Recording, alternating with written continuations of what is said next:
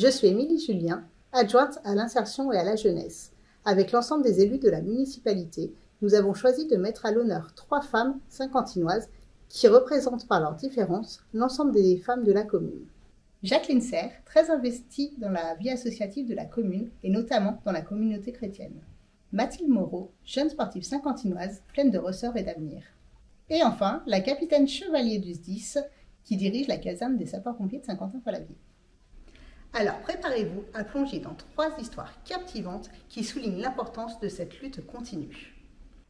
Jacques Otserf, né le 12 décembre 1934. J'ai toujours habité Saint-Quentin, quartier de la Gare, à la Scierie.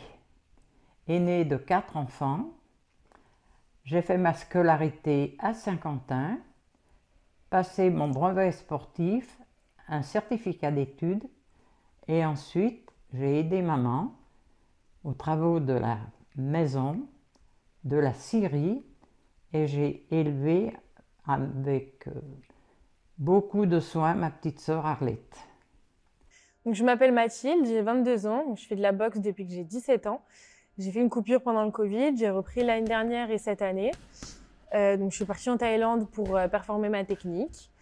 Et voilà, donc j'adore la boxe thaï. Donc, je m'appelle Céline, j'ai 40 ans, je suis chef de la caserne des sapeurs-pompiers de Saint-Quentin-Fallavier depuis 1er janvier 2022. Et cette caserne compte environ 70 sapeurs-pompiers, volontaires et professionnels.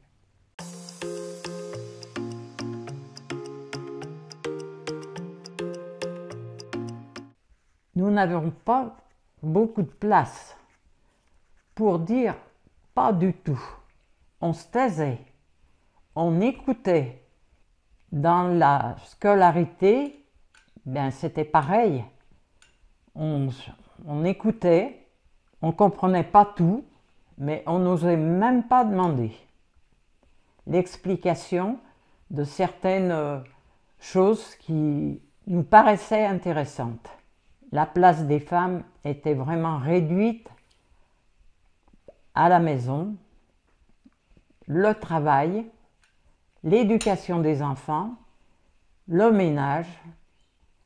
Eh bien, c'était dur. J'ai éduqué mes enfants un petit peu en leur expliquant des choses, mais nous, on nous expliquait que dalle, hein. Vous savez, je sais pas comment, quand tu réfléchis, mais on n'était pourtant pas bêtes. On était, mais pas curieux. On n'était pas curieux. Et on avalait ce qu'on nous disait, quoi. Enfin, et puis c'était tellement bien dit qu'on y croyait bien et tout. Ouais.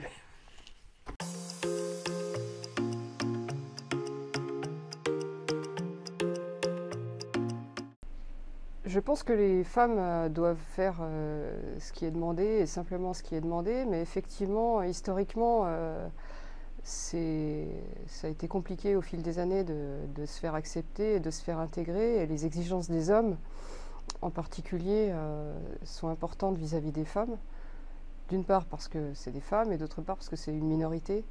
Moi personnellement, j'ai pas eu trop de soucis dans ma carrière, mais c'est un combat un petit peu quotidien aussi de rester soi-même, de rester rigoureuse mais sans en faire trop, et de ne pas être trop susceptible non plus, c'est-à-dire qu'il faut pas non plus être dans l'excès de se braquer suite à toute remarque. Il faut simplement ignorer ce qui est inadapté et déplacé et poursuivre dans son métier. Si c'est le métier qu'on aime, on y arrive.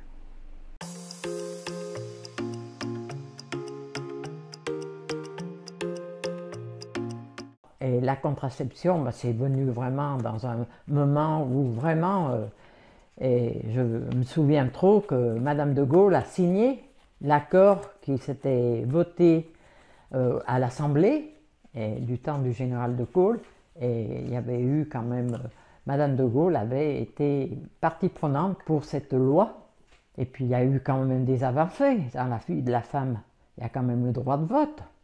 On pouvait passer un permis de conduire. Le carnet de chèques à son nom, c'était pas si évident que ça. C'était quand même une avancée pour la liberté un petit peu de la femme. Une femme qui m'a marqué, c'est Simone Veil. Hein. Il y avait les moyens de contraception, on n'en avait pas entendu parler. Et ça a été une grande avancée quand même. Bon, c'est une certaine liberté. Parce que les femmes subissaient. La famille, c'était quelque chose qui était très importante, mais qui n'était pas toujours partagé par les époux, entre eux même.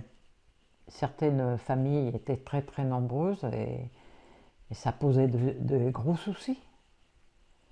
Il y avait aucun confort. Les machines à laver n'existaient pas, mais il fallait tout laver à la main. Et puis, les femmes avaient beaucoup de responsabilités dans un ménage. Il y avait quand même l'éducation des enfants et puis tout le reste.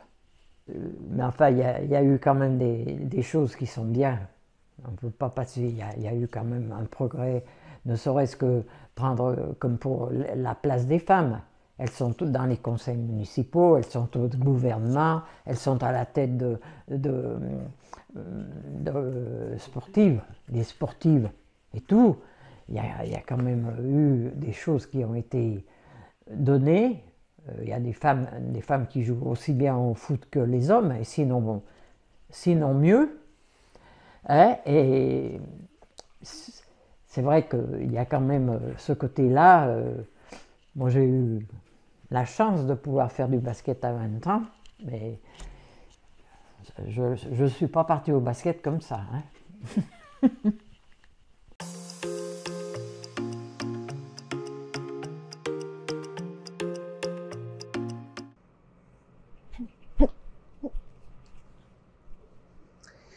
Donc oui, j'ai été confrontée à des stéréotypes, comme quoi je suis une femme qui fait de la boxe, donc j'ai pas de force, je sais pas faire, je sais pas me bagarrer, alors que je me bagarre pas, je fais de la boxe et j'y arrive très bien. C'est pas parce que je suis une femme que je n'y arrive pas.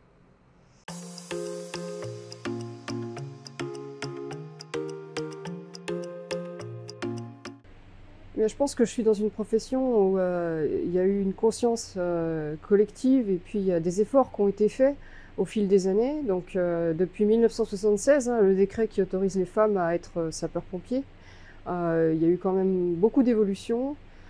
Aujourd'hui, on compte environ 16% de personnel féminin parmi les pompiers, 20% chez les pompiers volontaires. Et moi, en tant que chef de caserne, je reçois aujourd'hui quasiment 2 candidats sur 3 sont des candidates pour être sapeurs-pompiers volontaires. Donc il y a de l'engouement et puis il y a des efforts qui ont été faits par les différents SDIS, pour prendre en compte la féminisation de la profession. Que ce soit les barèmes des concours, que ce soit les tenues. Aujourd'hui, on a des tenues féminines adaptées à notre morphologie. Il y a même des corps départementaux qui font de la discrimination positive en intégrant pour moitié des femmes dans des formations initiales. Donc il y a des efforts qui sont faits et puis on sent au quotidien que les mentalités ont beaucoup évolué.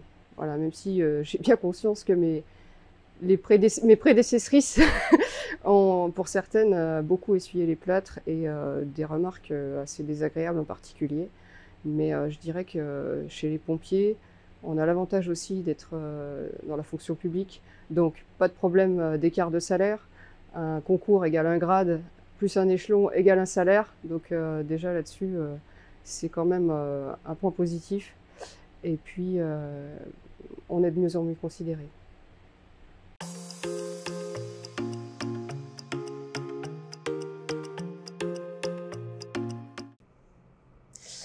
Alors, le seul conseil que j'ai à te donner en tant que femme pour faire du sport, c'est fais-le.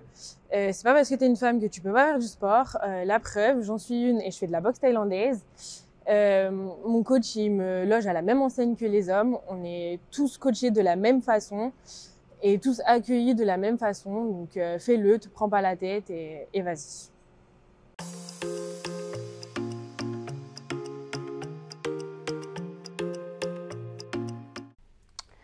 Moi, le conseil que je donnerais, c'est qu'il ne faut surtout pas entretenir la tradition qui consiste à faire mieux que les hommes pour être accepté et respecté. Je pense que tout ce qui est injuste, injustifié et qui ne mérite pas d'être dans le débat doit être mis hors sujet. Et il faut recentrer le débat justement sur la compétence, sur l'envie de progresser, sur la motivation. Et de toute façon, quand on fait bien son travail, on finit toujours par être respecté, il n'y a aucun souci. Le métier de sapeur-pompier, c'est aussi un métier particulier où il y a des dangers, des risques à maîtriser et où l'erreur parfois peut être dommageable. Et ça explique aussi l'exigence qui peut exister et qui n'est pas forcément dirigée spécialement vers les femmes, mais vers l'ensemble des sapeurs-pompiers.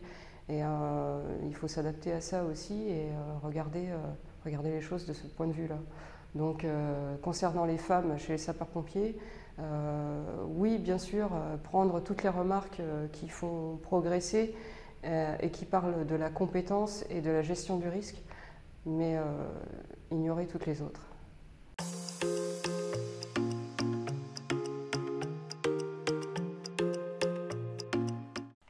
Oser prendre la parole, prendre position pour défendre la cause.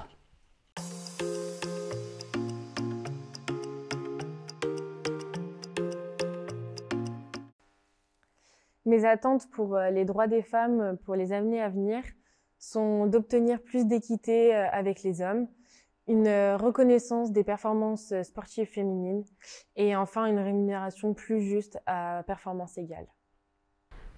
Donc si j'avais une baguette magique, je ferais en sorte de faire disparaître tous les rapports de domination, en particulier les rapports de domination entre des hommes sur les femmes. Et puis j'espère bien sûr qu'un jour les droits des femmes seront vraiment universels, parce que si aujourd'hui, notamment en France, on peut s'estimer relativement libre de choisir son conjoint, sa profession, de se marier ou d'avoir des enfants, il y a encore beaucoup d'endroits dans le monde où ce n'est pas du tout le cas et on est loin du compte. Donc mon premier espoir, c'est celui-là.